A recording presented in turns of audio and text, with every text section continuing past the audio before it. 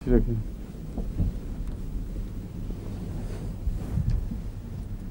Japan में तो नजला हो तो नाक के आगे सफेद कपड़ा बांध लेते हैं, पता है आपको? छोटा सा हल्का सा सफेद कपड़ा हल्के से धागे से बंधा होता है, आम फिरते हैं। हमारे मुल्क में बच्चा लगाने के लिए साथ लेके फिरते हैं लोग।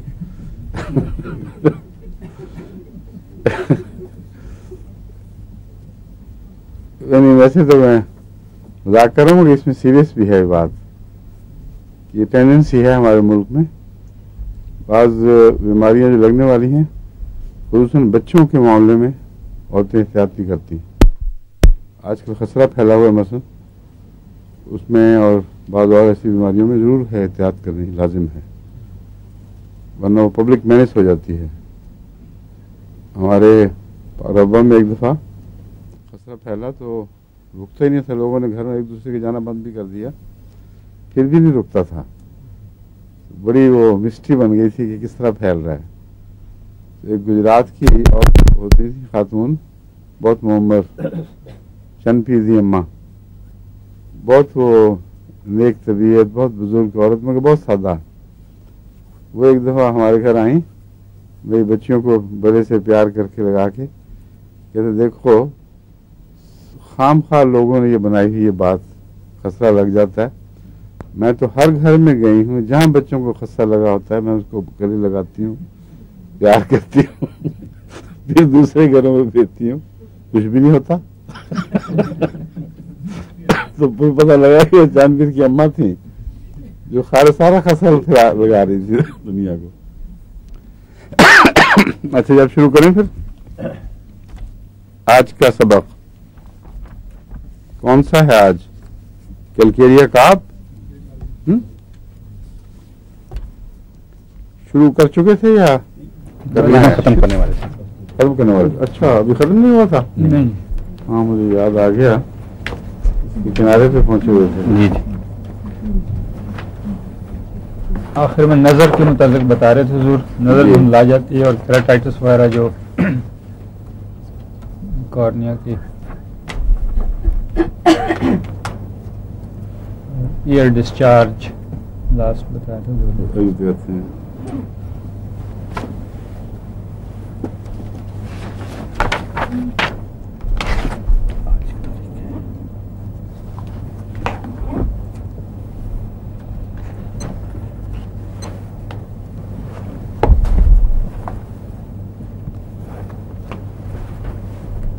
काफी आगे है फाल्गुन है।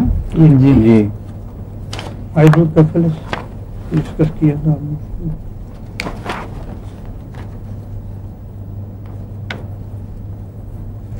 हाइड्रोकेफेलिटिक कंडीशंस। इसके बाद फिर आंखों के किसी में फोटोफोबिया वगैरह, कैटरेक्ट भी ठीक हो जाता है, इसमें कैटरेक्ट भी शामिल है, डिम भी है। यहाँ तक हो गया था जी। धुंधलाती ठीक है। है। कान के अंदर पुराना डिस्चार्ज।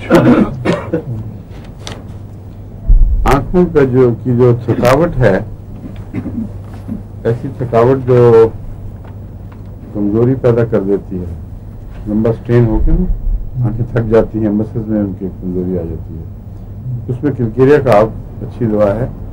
लेकिन कैलकेरिया से भी ज़्यादा अच्छी आंखों के अमूमी मस्कुलर वीकनेस और थकावट के लिए ओनोस्मोडियम है। ओनोस्मोडियम का असर सारे सिर के पीछे पड़ता है, और जब इसमें कमजोरी हो, ओनोस्मोडियम आंखों की कमजोरी समेत सारे जिस्म पीछे तक, गर्दन के पीछे, बाजू पर, पहलुओं पे, और इसकी सरदर्द भी काफी तंग करने वाली होती है, यानी बहुत शदीद नहीं होती ओनोस्मोडियम की सरदर्द, मगर ठहरी रहती है। उसके लिए बसा औकात मैंने जेलसीमियम 200 के साथ ओनोस्मोडियम दी है, तो गैर मामूली फायदा हुआ है, और तो मैजिक की तरह काम करती हैं दोनों मिलकर। क्योंकि जेलसीमियम में भी वो कमजोरियां हैं, और नजर की वो कमजोरी जिसकी हम बात कर रहे हैं,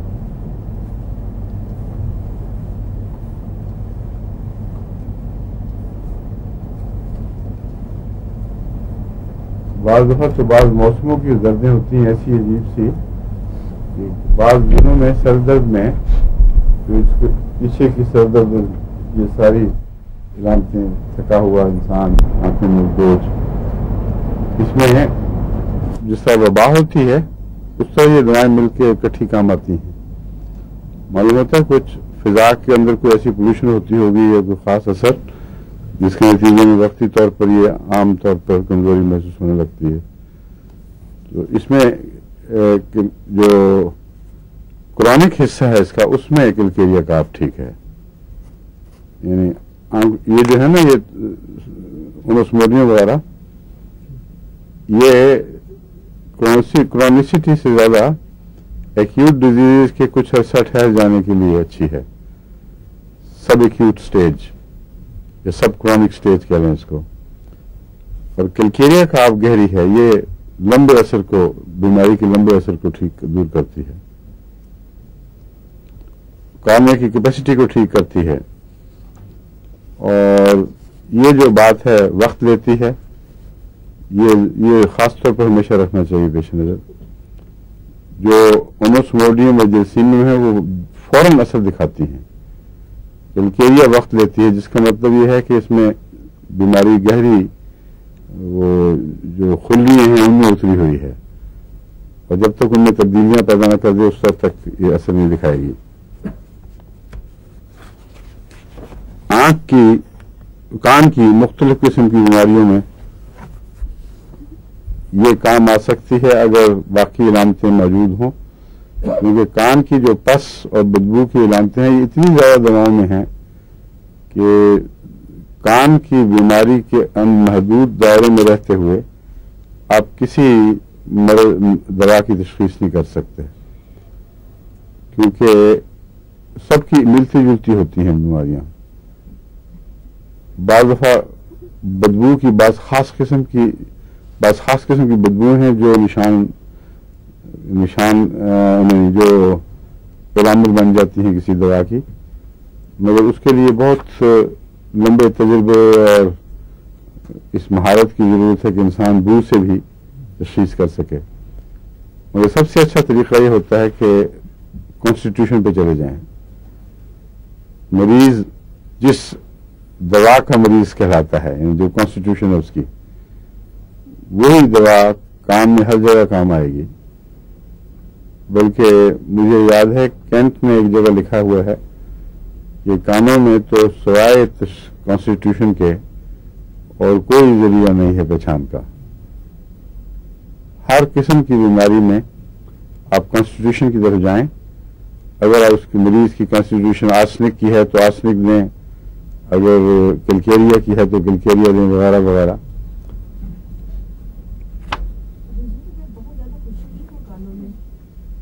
खुश्की, बहुत ज्यादा खुश्की जी, कॉन्स्टिट्यूशन में जाएं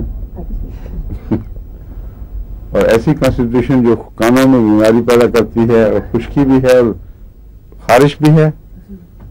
हाँ, और अगर जिस्म उसमें ठंडा है तो सुराइनम काम आएगी, और अगर जिस्म गर्मी की तरफ मायल है तो सल्फर काम आएगी, और अगर गर्म सर्द दोनों हो तो फिर किलकेरिया, सल्फ और कार्बोनियम सल्फ जैसी दवाओं में आपको तलाश करनी चाहिए कौन सी काम आती है।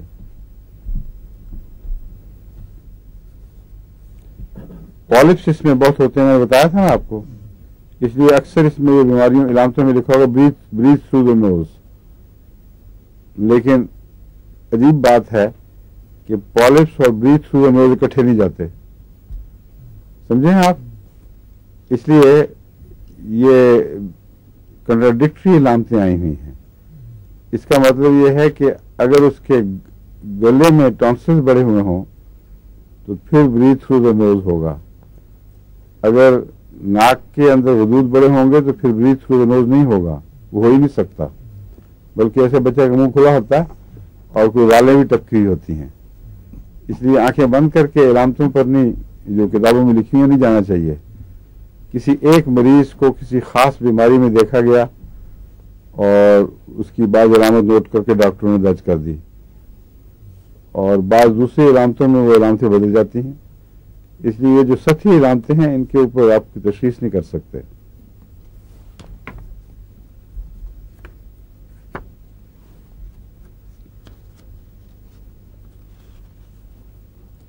नाक में भी पुरानी कटार वगैरह जो है उसमें आमतौर पर यह काम आता है।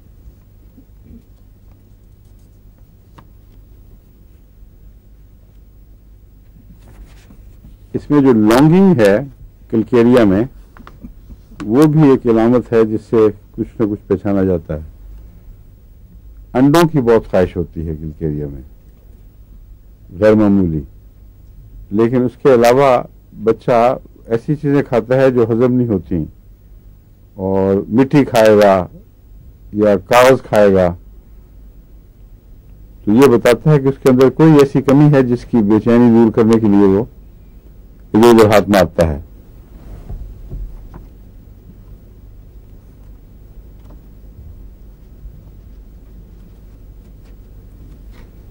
सल्फर की कॉन्स्टिपेशन आप जानते हैं, वही कॉन्स्टिपेशन अगर सल्फर से ठीक ना हो तो क्रॉनिक कॉन्स्टिपेशन में किलकेरिया भी एक बहुत अच्छी दवा है।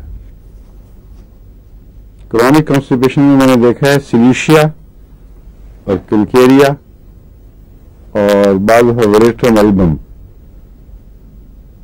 ये बहुत मुफीद साबित होती है। वेरेट्रम एल्बम ज्यादातर खुले असहाल के लिए काम आती है और जहन ज्यादातर असहाल के साथ की तरफ, असहाल के बीमारी में इसकी तरफ जाएगा, वेरेट्रम एल्बम की तरफ।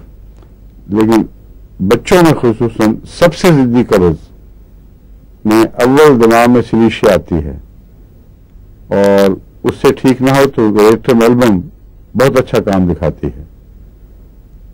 लेकिन अगर उसकी कॉन्स्टिट्यूशन किलकेरिया की हो तो फिर किसी और चीज देने की जरूरत नहीं, सीधा किलकेरिया दें। तो पहले इसको सल्फर कुछ देर दे के देख लें, इब्तदाई तौर पर सल्फर फायदा देगी, हो सकता है देगा नहीं, और वो फिर जल्दी फायदा देती है। फिर किलकेरिया शुरू करा दें।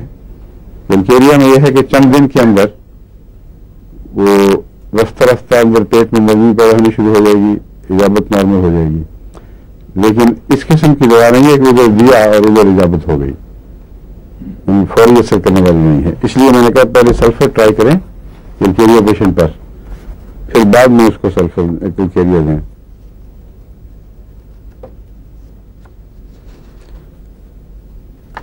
मर्दों और औरतों दोनों में जो अंदरूनी आज़ा हैं उन पर इसका वही असर है जो सारे जिस्म पर है। औरतों का रहम ड्रैग कर जाता है, नीचे की तरफ गिरने की टेंडेंसी पैदा हो जाती है, मसल में ताकत नहीं कि उसको संभाल सकें, और बाद दफा फिर ये प्रोट्रूजन हो जाता है इसका। इसलिए किलकेरिया के मिजाज को पेश नजर रख के ज़्यादा तफसील में जाने की जरूरत नहीं, सारी अलामतें अंदरूनी अज़ा पर भी असरअंदाज होती हैं, मसूमें भी दिखाई देती हैं, यानी किलकेरिया का असर पहुंचता है। वॉट्स भी मिलते हैं किलकेरिया में।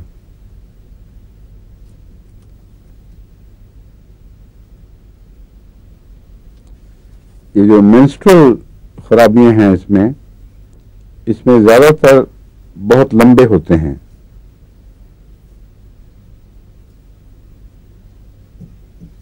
और जल्दी भी होते हैं,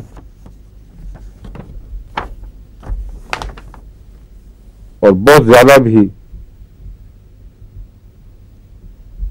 इस लिहाज से किलकेरिया ज्यादा खून आने में एक बहुत ही अहम दवा है। लेकिन ये मैं आपको याद दे रहा हूं कि ये बहुत गहरी दवा है, सिर्फ ये ब्लीडिंग नहीं रोकती बल्कि अंदर जो पॉलिप्स हैं या और कई किस्म की वजूदें, सूजी हुई ट्यूमर्स वगैरह, उन सब की क्यूरेटिव है। इसलिए किलकेरिया को ऐसे केसेस में मैं किलकेरिया शामिल करके उसके साथ बाद और मिलती जुलती दवाएं हैं जो शामिल कर देता हूं, तो एक बहुत अच्छा नुस्खा बन जाता है। उसमें किलकेरिया काब है और रूमेक्स म्योरेक्स और सबाइना।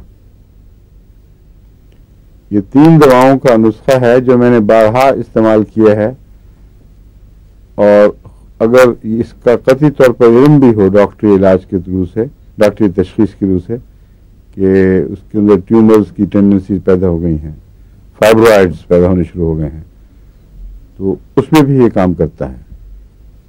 और ज़्यादातर जो मौसर है वो किलकेरिया काब है फाइब्रॉइड्स को दूर करने में।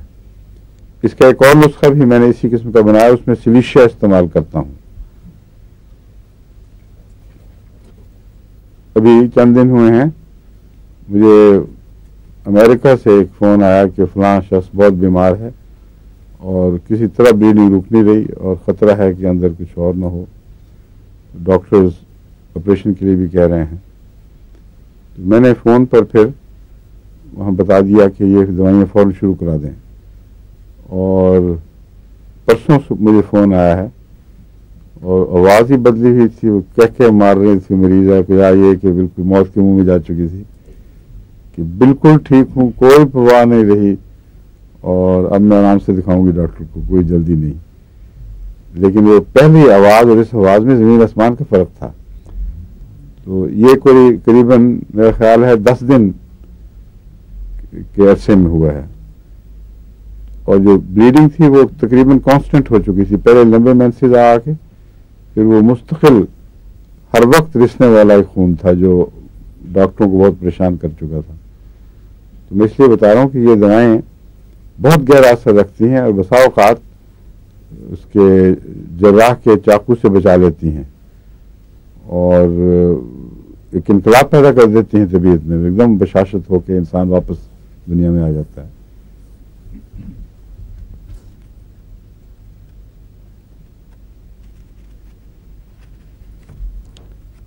लिकोरिया भी इसमें थिक होता है, ज़्यादा पतला नहीं, लेकिन हर वक्त रिसने वाला खून भी, जैसा कि मैंने बयान किया ना अभी, शुरू में तो मेंसेस लंबे होते हैं, फिर आहिस्ता आहिस्ता वो मुस्तकिल रिसने वाला एक खून सा बन जाता है। बहुत ज़्यादा खुला ना भी हो तो दिन रात कुछ ना कुछ आता रहेगा। और इसका लिकोरिया भी इसी मिजाज का होता है। ऐसे मरीजों को जो किलकेरिया के हों, अगर एबॉर्शन की टेंडेंसी हो तो उसमें अभी किलकेरिया बहुत कीमती दवा है।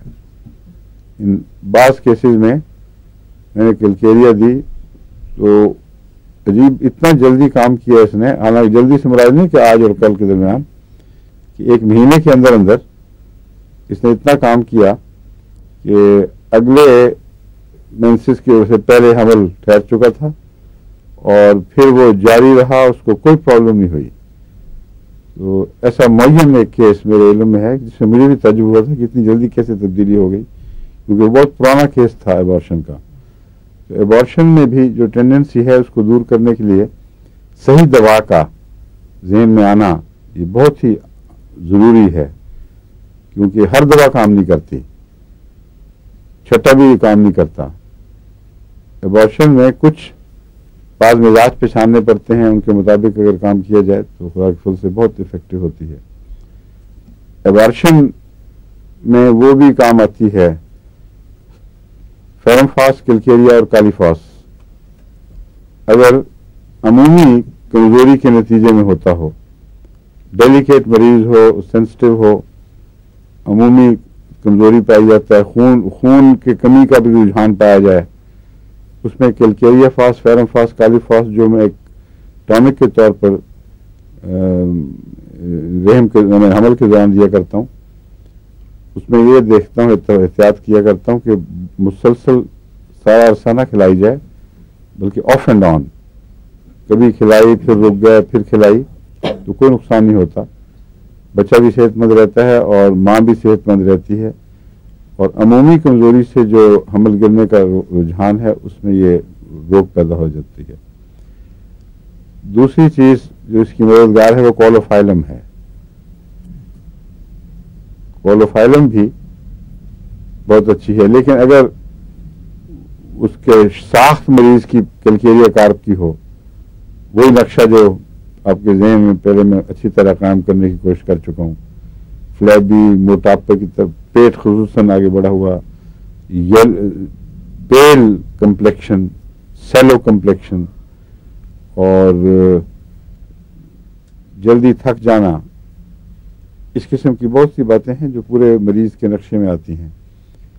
ऐसा मरीज हो तो बगैर मजीद गौर किए पहले कैलकेरिया देनी चाहिए, फिर दूसरी दवाएं।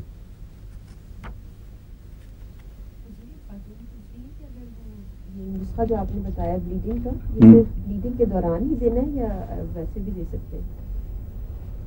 ब्लीडिंग के दौरान भी देना है। देना है या उसके नहीं अलावा? नहीं, उसके बाद दे सकते हैं, व्हाई नॉट।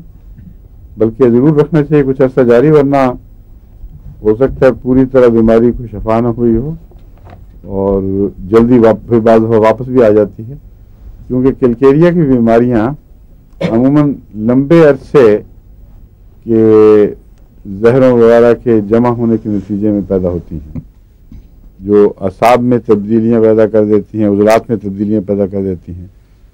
इसलिए इसमें क्योर होने के बावजूद ज़रूर बाद में जारी रखना चाहिए।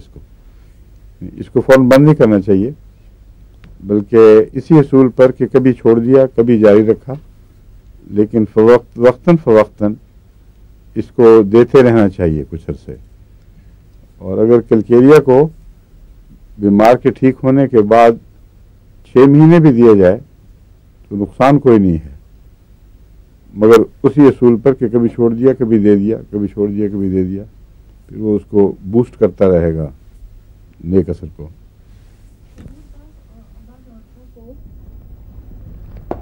हाँ जी, बार औरतों क्या होता है?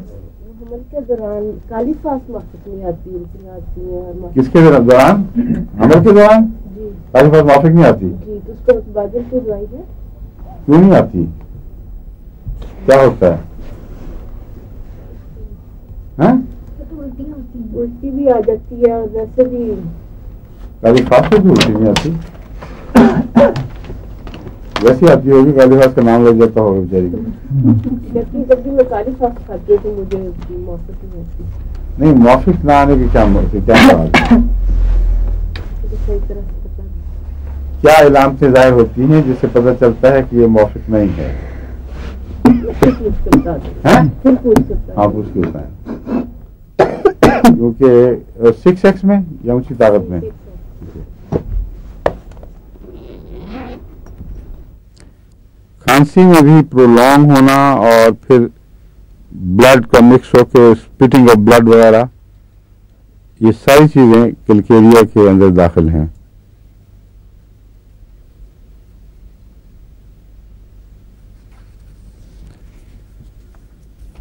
पांव काली कार्प की तरह ठंडे और अंगुली कमजोरी जब बढ़ जाए तो ऐसा मरीज ज्यादा देर मतलब बैक पे भी नहीं बैठ सकता, बल्कि कुर्सी पे स्लाइड कर जाता है यूं करके।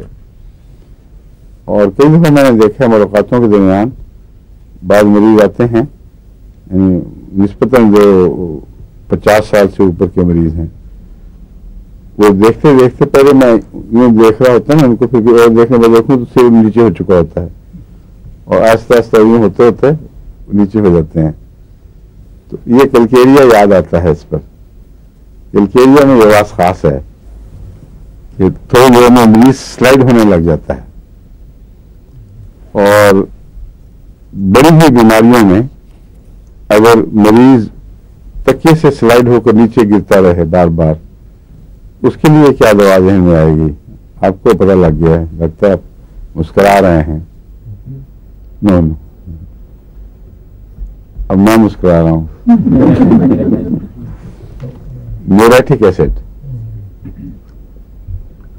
म्यूरेटिक एसिड तो खास इस बात का निशान है कि मरीज कमजोरी से स्लाइड कर जाए नीचे, लेकिन यहां बैठे हुए मरीज की बात हो रही है कैलकेरिया में।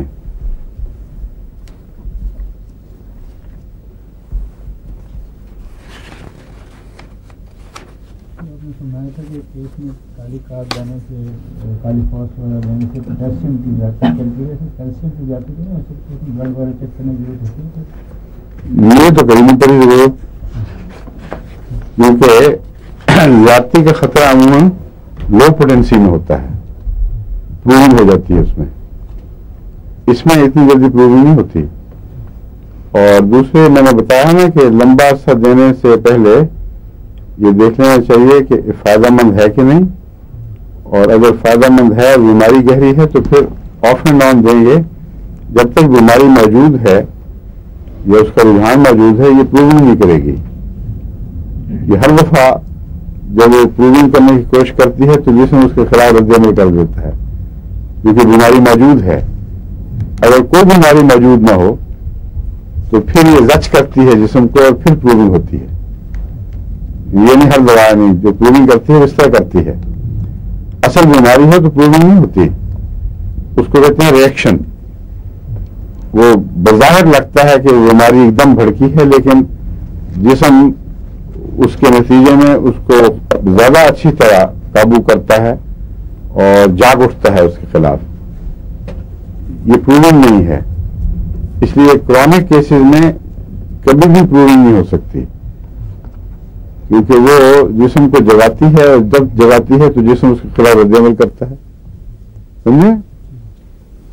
प्रूविंग बस ये याद रखें कि वो जब जिस्म में वो बीमारी मौजूद ना हो और फिर उस बीमारी को ना कोई ऐसी दवा दें जो कोई बीमारी पैदा कर सकती हो, वो जब बीमारी पैदा करेगी खास होम्योपैथिक तरीक पर देने के नतीजे में, वो प्रूविंग है। और ये खतरनाक नहीं है, सिवाय इसके कि बहुत बेवकूफों की तरह बहुत लंबा अरसा प्रूविंग करवाई गई है। जैसा कि मैंने बताया था, बाज़ दफा इसके नतीजे में गहरी बीमारियां भी पैदा हो सकती हैं। लेकिन जब प्रूविंग शुरू हो तो उसी वक्त उस दवा को रोक लेना चाहिए। बस ऐसी सूरत में जहां आप मुस्तकिल कैलकेरियोफॉस, कालीफॉस वाला देते हैं, ये नजर भी रखनी चाहिए कि कहीं प्रूविंग तो नहीं हुई। जिस एमडी डॉक्टर की मैंने बात बताई थी, उन्होंने, हालांकि वो होम्योपैथ नहीं थे, उन्होंने एक और डॉक्टर को कालीफॉस खाने के नतीजे में बाद इलामतों को महसूस किया, और उनको ये भी नहीं पूरा पता था उस वक्त कि क्या खा रहे हैं। तो जब वो चेकअप कराया तो खून में कालीफॉस की मिकदार बहुत बढ़ चुकी थी।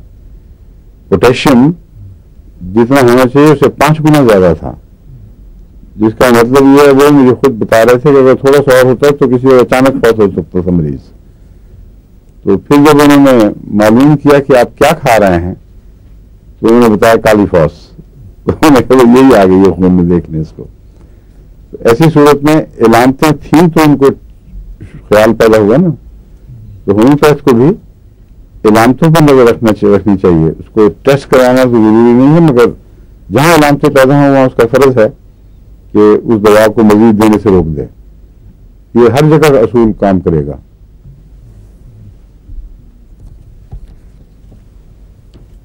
अब कार्ब के ऊपर हम चल रहे, मैंने बताया था कि कार्बन के और कैलकेरिया के मुख्तलिफ कंपाउंड्स में आपको समझाऊंगा, ताकि ये मिलते जुलते हैं बहुत से, लेकिन उनमें तफरीक करने की अहलियत भी जरूरी है। वरना अगर आप बार बार तफरीक के पहलू से मुताला नहीं करेंगे तो आपको कुछ समझ नहीं आएगी क्या चीज देनी है। अब कार्बोनियम सल्फ की बात करते हैं।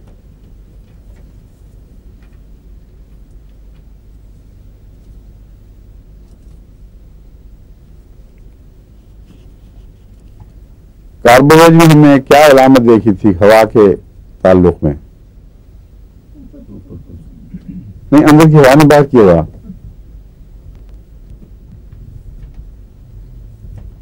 ऐसा मरीज ठंडा होता है या गर्म होता है? बाहर से ठंडा सर्द, और उसके बावजूद हवा चाहता है, इसलिए ठंडे पसीने में तरबतर भी हो।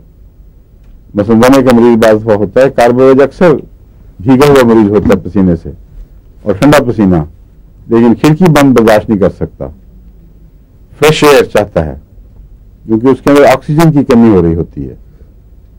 ऑक्सीजन की कमी तो गालिबन सब मरीजों को महसूस होती होगी, लेकिन कार्बन का मरीज अपनी ऑक्सीजन कार्बोवेज का ऑक्सीजन की कमी को इस तरह जाहिर करता है कि उसको खुली हवा चाहिए। ये जो दवा है कार्बोनियम सल्फ, ये भी खिड़कियां खुली रखवाना चाहता है, हालांकि सल्फर इसमें दाखिल हो गई है जो इसके बरक्स है, लेकिन ये खिड़कियां खुली चाहता है बहरहाल, लेकिन हवा बर्दाश्त नहीं कर सकता। और एक फर्क है, ड्राफ्ट बिल्कुल बर्दाश्त नहीं है।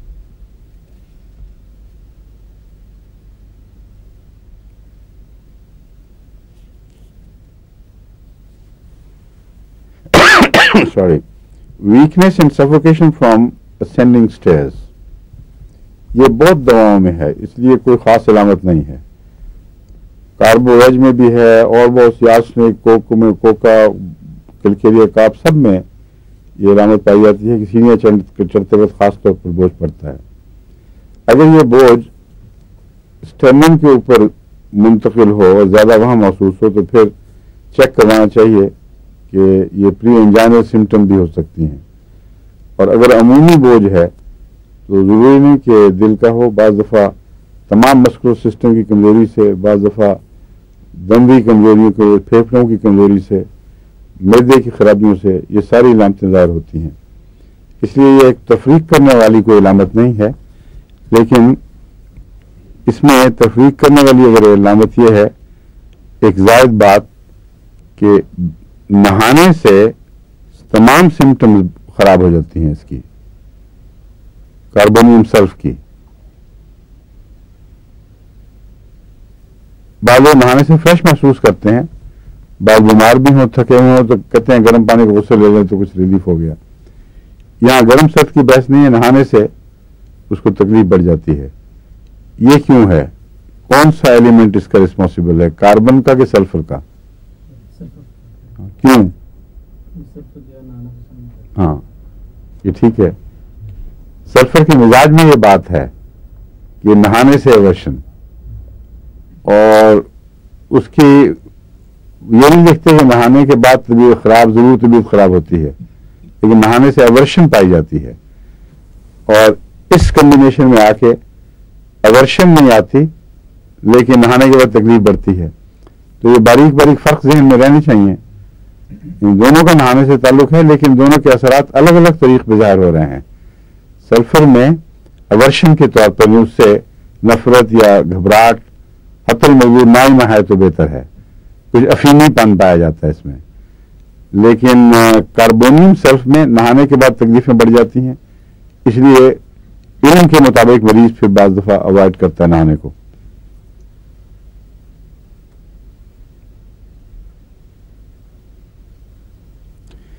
ये एक दवा है जिसके मुतालिक काफी जिम्मेदार होम्योपैथ भी ये लिखते हैं कि ये ल्यूपस को क्योर करने की ताकत रखती है, कार्बोनियम सल्फ। इसलिए ल्यूपस में इसको एमडी डॉक्टरों को खास तौर पर याद रखना चाहिए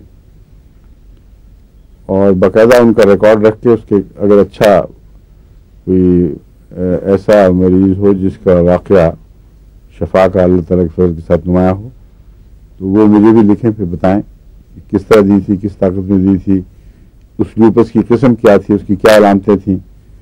उसमें फिर हम देखेंगे कि इसको किन मौक़ों पर ल्यूपस में देना चाहिए। लेकिन कहीं मैं किसी किताब में ल्यूपस के हवाले से इसकी जो तंज़ीही इलामतें हैं, यानी इसको अलग करने वाली, वो नहीं देखी। और इसमें मैंने काफ़ी किताबें देखी हुई हैं, फेरिंगटन भी है, ड्यूई भी है, और कलकत्ता के डॉक्टर दास और मोजमदार वगैरह, और एक हमारे हिंदुस्तान के पॉपुलर होते थे डॉक्टर काशीराम जो बहुत चलते हैं पाकिस्तान में, उनके चुटकुलों के माहिर हैं और वो सारी दुनिया की किताबों का खुलासा उन्होंने हर जगह दे दिया। काफ़ी बड़ी किताब है, तो इस तरह इकट्ठा कर दिया है सारा खुलासा कि वो फिर कंफ्यूजन पैदा कर देता है। लेकिन कई चीज़ें जो वैसे अलग नहीं मिलती वहाँ इकट्ठी भी मिल जाती हैं, फ़ायदे भी है नुकसान भी है। मैं इन सब के हवाले से कह रहा हूँ, ल्यूपस के मुतल्लिक कोई ऐसा तंज़ीही निशान नहीं मिला कि ये हो तो फिर ये दवा काम आएगी, लेकिन ये दवा असर ज़रूर रखती है उन तमाम मिलती जुलती इलामतों में जिनका नाम ल्यूपस है या ल्यूपस के नतीजे में पैदा होती हैं। इस पर ज़रा ज़्यादा तवज्जो से गौर होना चाहिए।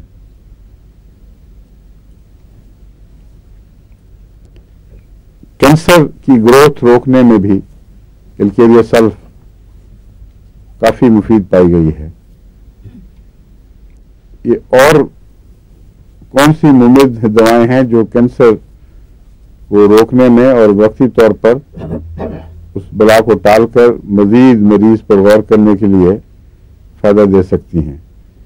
बाद मरीज हैं जो तेजी से डूब रहे हैं, उस वक्त आपको कई दवाएं आएंगी, लेकिन आपके पास वक्त नहीं है कि तजुर्बा करें और इतना लंबा अरसा तजुर्बा कर लें कि पता लगे कि ये दवाई नहीं फलां दवा है। उस वक्त बहुत परेशानी की हालत में होम्योपैथ डॉक्टर भी छट्टा मारते हैं और कैंसर जैसी बीमारियों में छट्टे काम नहीं करते। उसमें कोई एक दवा को मौका मिलना चाहिए, वो पूरा असर दिखाए या नाकाम हो तो फिर आप तब्दील करें। तो वक्त लेने की खातिर जो दवाएं मुफीद हैं उनमें एक दवा कैलकेरिया सल्फ है। और कौन सी दवाएं हैं, किसी को याद है? क्यों जी? क्या? Carbonium sulph? नहीं, मैं कार्बोनियम सल्फ कह रहा हूँ, कोई पढ़ा रहा हूँ। कैलकेरिया निकला तो बस कैलकेरिया कैंसिल कर दें। कार्बोनियम सल्फ, कैलकेरिया सल्फ में भी ये बात है वैसे, मगर निस्बतन दूसरे दर्जे पर। कार्बोनियम सल्फ में ये बहुत नुमाया है। इससे आपको अंदाजा होगा कि कितनी गहरी दवा है। कार्बन और सल्फर दोनों मिलकर बहुत छोटी की चीज बनती है और बड़ा गहरा असर रखती है सारे इंसानी निजाम पर। लेकिन और जो ल्यूपस को क्योर कर सकती हो, शफा दे, आराम नहीं शफा दे देती है अल्लाह के फजल के साथ, वो लाजमन बहुत ही अहम दवा है और बहुत गहरे असर वाली। कैंसर पर भी असर रखती है और हर किस्म के कैंसर की शफा के लिए अलग अलग दवाएं चाहिए। लेकिन बाज़ दवाएं ऐसी हैं जो हर किस्म के कैंसर में इतना फायदा दे देती हैं कि आपको लंबा वक्त मिल जाए, 1-2 साल तक। बाज़ दफा वो कैंसर अरेस्ट होकर वहीं बैठा रहता है और इस अरसे में आप उसकी दवा ढूंढ सकते हैं। तो उसमें एक कार्बोनियम सल्फ है और एक आर्सेनिक आयोडाइड है और एक ग्रेफाइट्स। 3 दवाएं ये चोटी की हैं।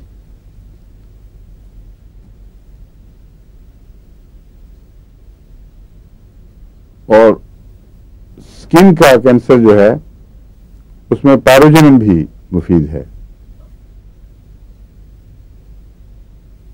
और सोराइनम भी।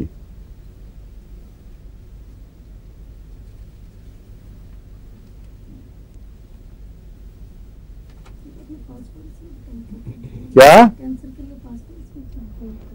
वो हड्डियों के कैंसर के लिए बताया था मैंने, बोन कैंसर में। वो तो हर एक और भी चीजें बताऊंगा मैं, सारे कैंसर की दवाएं सारी तो नहीं बता रहा आपको। मैं कह रहा हूं कि कैंसर की दवा बाज दफा ढूंढनी इसलिए मुश्किल है कि बहुत दबाव बढ़ जाता है। मरीज ऐसी स्टेजेस पे पहुंच गया है कि उस वक्त कैंसर की दवा ढूंढना जो उसके लिए खसूसियत से मुफीद हो, ये मुश्किल काम हो जाता है।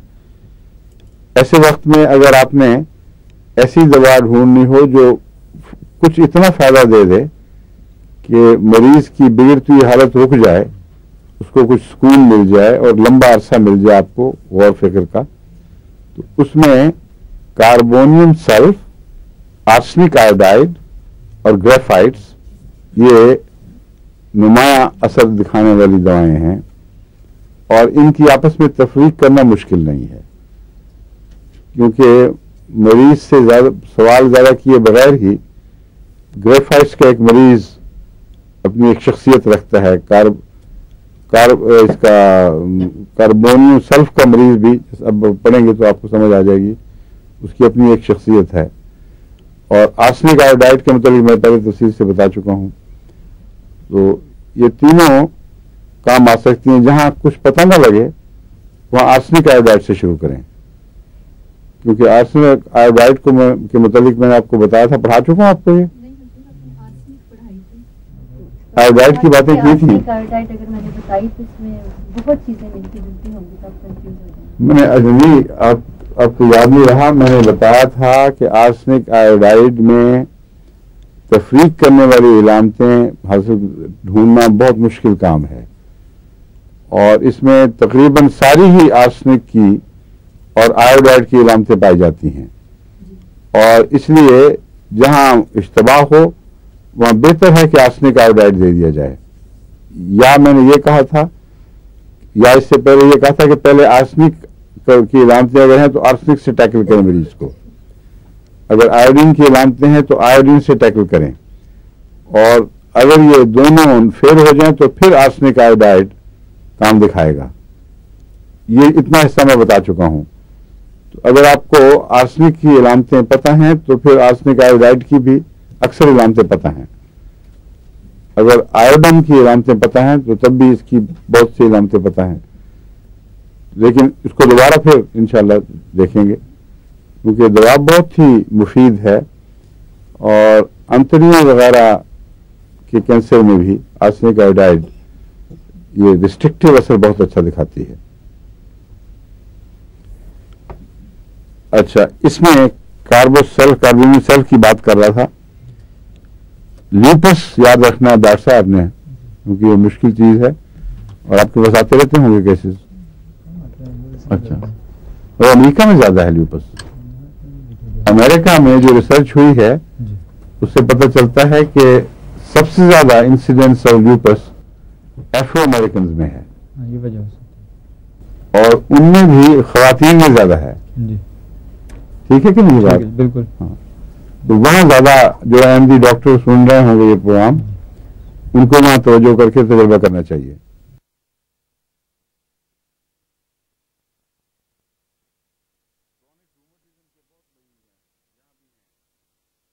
उनके लिए कार्बोनिल सल्फ में भी खुशखबरी हो सकती है, क्योंकि यह है बहुत गहरी दवा। अगर इसकी इलामतें मिलें तो फिर कितना ही पुराना रूमेटिज्म क्यों ना हो, ये उसको रफ्ता रफ्ता ठीक कर देती है।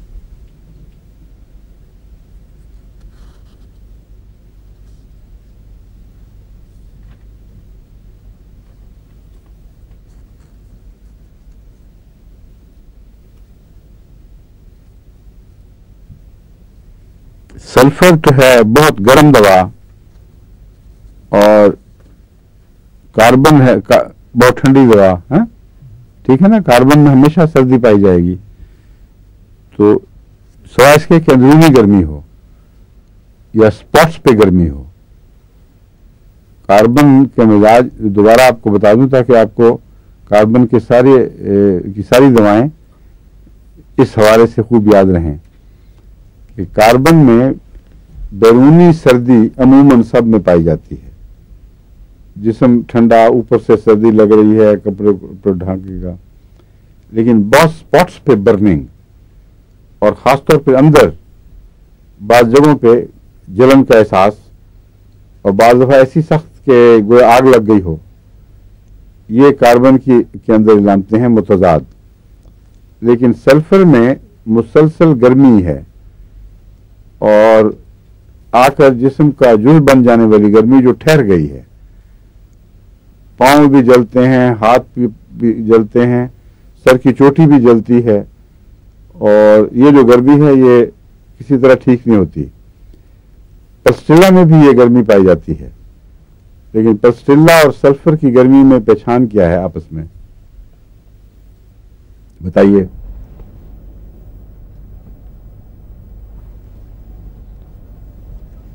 क्योंकि डॉक्टर साहबान डॉक्टर साहबान से पूछूं अब मैं। हाँ, जाहिर ओपन है पल्सर डीला में खास तौर पर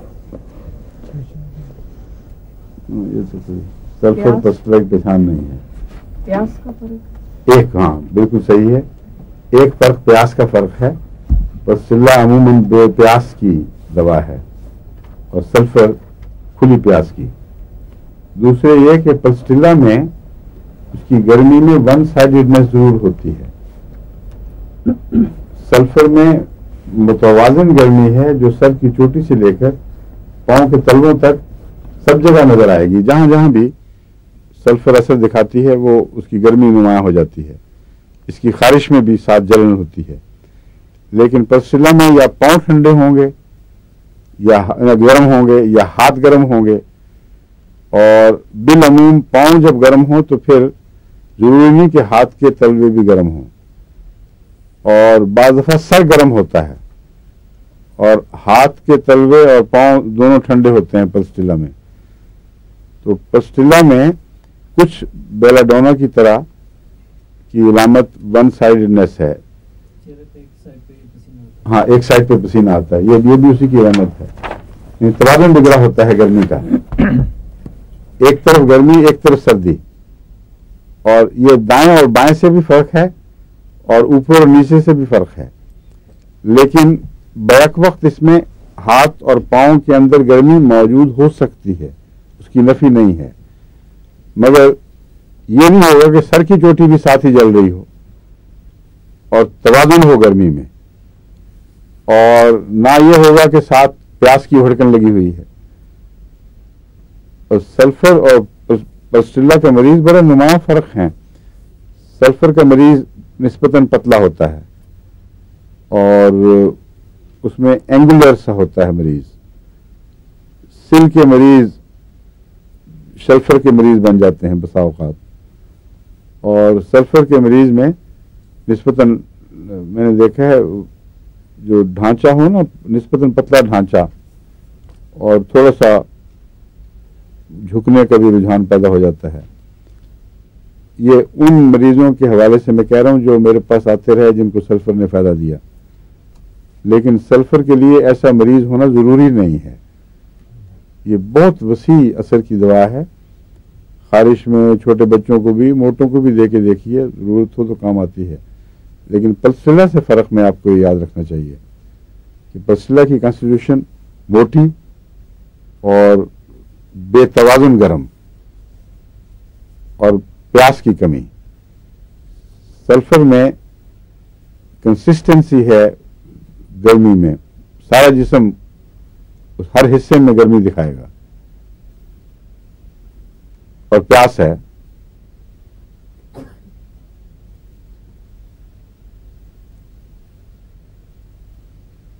पस्टुला की कब्ज भी एक अजीब सी कब्ज है कि वो पेस्टी स्टूल होगा और कब्ज होगी। बाज दफा कब्ज होती है, अक्सर कब्ज होती है तो खुश्क इजाबत होती है, बाज़ दफा लार्ज इजाबत हो जाती है खुश्की की वजह से या बाहर निकालने की ताकत में कमी की वजह से। तो जो लार्ज इंटेस्टाइन है उसमें फजूला जमा हो के तो काफ़ी प्रॉब्लम बन जाता, मुश्किल बन जाता है मरीजों के लिए। ग्रेफाइट्स में भी इस किस्म का फजूला होता है, और सल्फर में भी बसाव का बाज़ दफ़ा, ब्राउनिया में भी। मगर ये जो पस्टुला की कब्ज है इसमें पेस्टी होने के बावजूद, नरम होने के बावजूद कब्ज होती है, और बार बार इजाबत भी होगी तो 2-3 दफा दिन में थोड़ी थोड़ी और नरम इजाबत होगी, और पानी वाली नरम नहीं बल्कि पेस्टी सी। उसमें लेस भी होती है बसा औकात। लेकिन नक्सवामिका में भी 2-3 इजाबतों वाली कब्ज है, मगर वो खुश्क है। नक्सवामिका में हर दफा जो इजाबत होगी वो बंदी हुई और थोड़ी और खुश्क, लेकिन हल्की सी पेचिश के साथ या बाद उसके बगैर भी नक्सवामिका की कब्ज रहती है, क्योंकि इसका जो निज़ाम है आगे धकेलने वाला वो नाक़िस हो जाता है। पस्टुला में पेचिश का रुझान भी बहुत है, खासतौर पर वो पेचिश जो आयरन खाने से हो उसका इलाज पर्स्टिल्ला है। बाज़ मरीजों को डॉक्टर आयरन देते हैं ज़्यादा तो उनको अंतड़ियाँ उनकी दुख जाती हैं, उसमें पर्स्टिल्ला सबसे अच्छा एंटीडोट है उसका। लेकिन ये यूं ही बातें पर्स्टिल्ला की शुरू कर दी। कार्बोनियम सल्फ की बात हो रही है।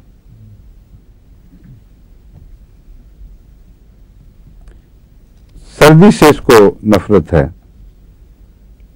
यानी इन मानों में कि अक्सर बीमारियां सर्दी से आती हैं, सर्द हवा से, ठंड लग जाने से और सर्द मौसम के अचानक आ जाने से बहुत सी बीमारियां इसकी शुरू हो जाती हैं। पांव को अगर सर्दी लगे तो बहुत जल्दी ये मरीज बीमार होता है, इसलिए पांव को खासतौर पर सर्दियों में इसमें ऐसे मरीजों को गर्म रखना चाहिए, जुराबें पहन के रखना चाहिए।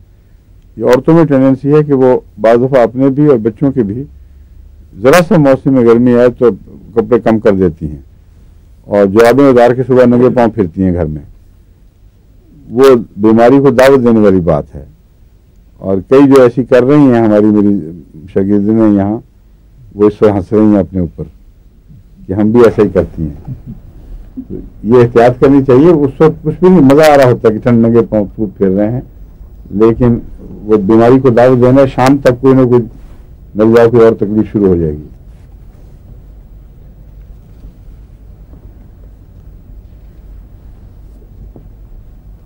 ग्लैंड्स की इंडिकेशन इसमें भी बड़ी नुमाया है।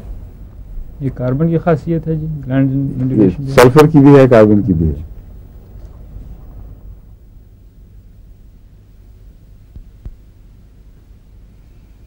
मेंस्ट्रुएशन के लिए कोई इसकी तंजीही इलामत नहीं है, क्योंकि पहले भी बाज़ दफ़ा बढ़ती हैं तकलीफें, बीच में भी, बाद में भी, इसलिए इसको छोड़ देना चाहिए। बाद इसकी इलामतें आर्निका से मिलती हैं। जिस तरह आर्निका में चोट खाई हुई दर्दें जिस्म में महसूस होती हैं हर सारे जिस्म में, वैसी ही चोट खाई हुई दर्दें कार्बोनियम सल्फ में भी मिलती हैं।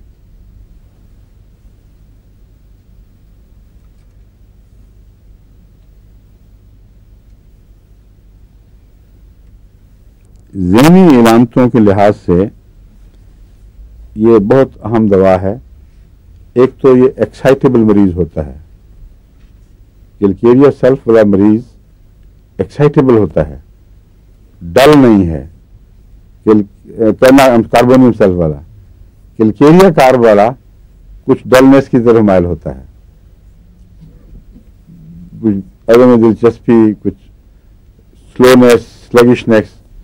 लेकिन ये जो मरीज है ये एक्साइटेबल है और सल्फर का दिमाग पर बहुत असर पड़ता है। बस कार्बन और सल्फर ने मिलकर इसको ऐसा बनाया है कि इसके मरीजों में इम्बेसिलिटी और इंसैनिटी भी बहुत नुमायां तौर पर पाए जाते हैं। अगर ऐसे मरीज को वक्त के ऊपर सही दवा न दी जाए और उसकी ज़हनी इलामतें बिगड़ते बिगड़ते आगे बढ़ती रहें तो इम्बेसिल हो जाएगा, वो एक मुस्तकिल दीवाना और इसी तरह पूरा पागल। एक इम्बेसिलिटी है जिसमें अच्छे बुरे का शऊर नहीं रहता और इंसान एक जाहिल सा वजूद बन जाता है, मगर वो आगे बढ़कर अपनी वायलेंस नहीं दिखाता। एक है इंसैनिटी। इनमें जो फर्क है वो ये है कि जिसको हम इंसैनिटी यानी पूरा पागलपन कहते हैं, उसमें मरीज जो है उसका संभालना मुसीबत होती है। उसका पागलपन एक नुमाया ताकत बन जाता है, बाज़ दफ़ा उसको गैर मामूली ताकत भी दे देता है और वो हर वक्त कुछ ना कुछ करेगा, हरकत, बाहर निकलेगा, किसी को गालियां देगा, कहीं कोई और मुसीबत डालेगा, लड़ने का रुझान और बकवास ऊंची ऊंची करने का रुझान। इम्बेसिलिटी और चीज़ है। इम्बेसिलिटी में एक मरीज बेचारा नीम पागल सा अपनी ज़िंदगी गुजार रहा है, उसी तरह बाद बच्चे इम्बेसिल होते हैं। तो उनमें और इंसानियत उन बच्चों में और इंसैनिटी वाले बच्चों में ये फ़र्क है। और इम्बेसिलिटी निस्बतन ज़्यादा क्रॉनिक चीज़ है। पागलपन के बाद वो दौरे आते हैं और वो ठीक हो जाते हैं, शौक से भी ठीक हो जाते हैं। और इम्बेसिल बच्चा शौक से ठीक नहीं होगा, क्योंकि वो एक क्रॉनिक स्टेट है उसको बहुत गहरी दवा की ज़रूरत है। और ये दवा कार्बोनियम सेल्फ इम्बेसिल बच्चों में भी काम आती है और पागलपन के दौरों में भी काम आती है।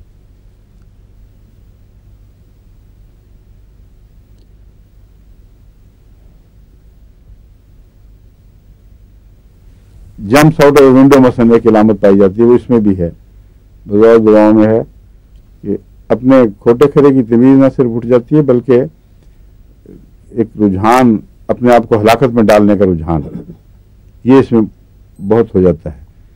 बाज़ दवाएं ऐसी हैं जिनमें दूसरे को हलाक करने का रुझान पैदा होता है और वो रुझान जो है वो बाकायदा खतरा नहीं बनता, वो ऐसे मरीज के लिए एक खौफ के नतीजे में पैदा होता है।